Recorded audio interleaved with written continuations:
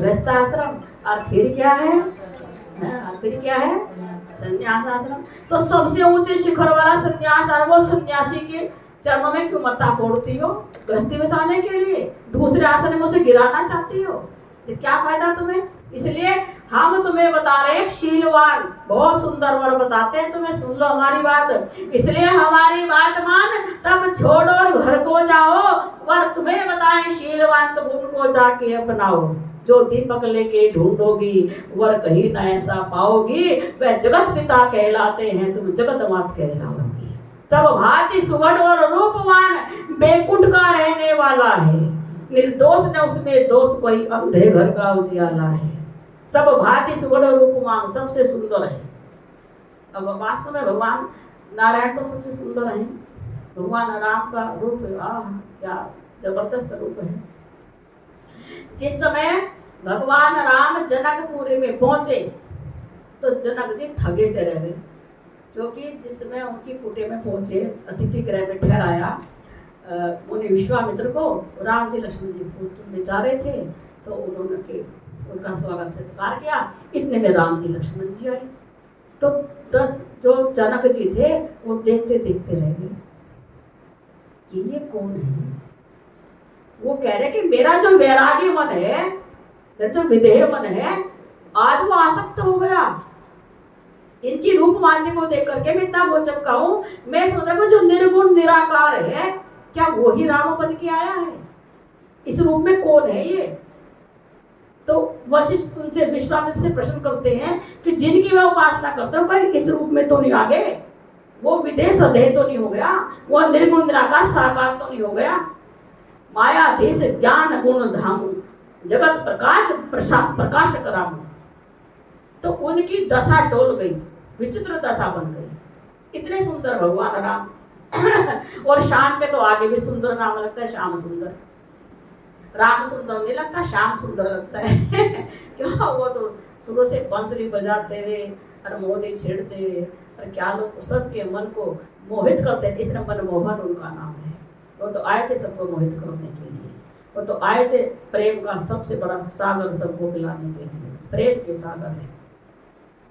तो कहा कि अंधे घर का उजियाला है, और यदि तुम उनसे विवाह करोगे तो तुम बहुत सुख पाओगे। सब भांति सुगढ़ रूपवान, बैकुंठ का रहने वाला है। और फिर क्या कहा कि सब भांति सुगढ़ और सुंदर वर, ये उमा तुम्हें बतलाते हैं, कानों में मृक्राकृत कुंडल, छवि अनुपम वर्णन करते हैं। सिर मुकुट धरे शोभायमान, गल में बनमाला पड़ी हुई, वे शंख चक्र और गदा पुदम, वे माधुरी मूरत बनी हुई। प्रभु 4 भुजा धारण किए, चारों आयुध भुज लिए वे अजर अमर अविनाशी है, बैकुंठ के अधिपति बने हुए। उनसे विवाह करो।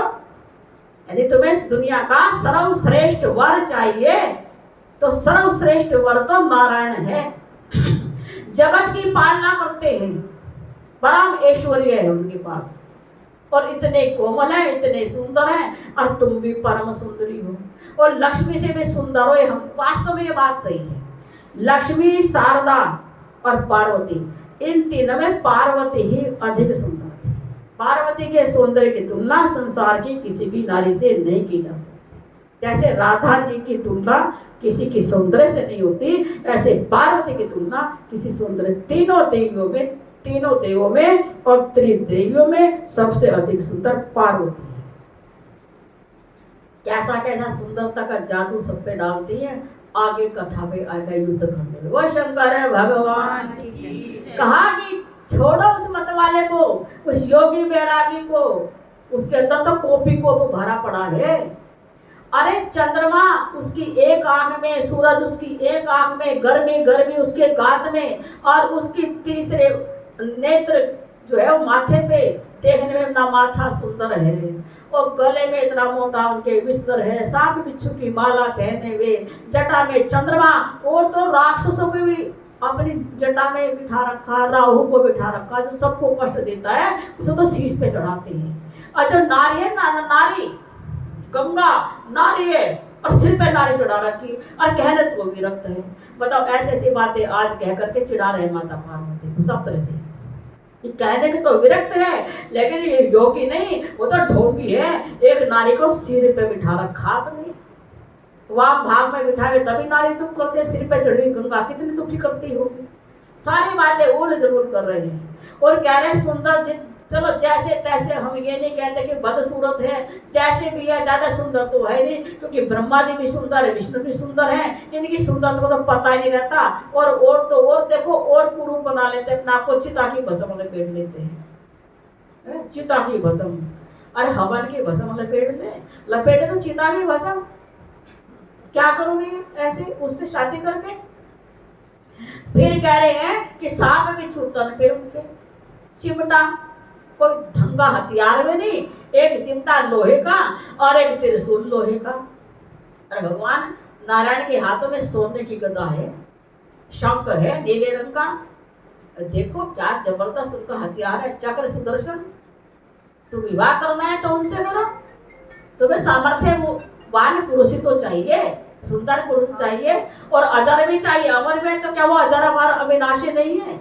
बताओ किसने पैदा किया उसको? उनसे विवाह कर लो और बेकूफ है, अब मोक्ष देते हैं सबको, तो इसलिए तुम उनसे विवाह करो।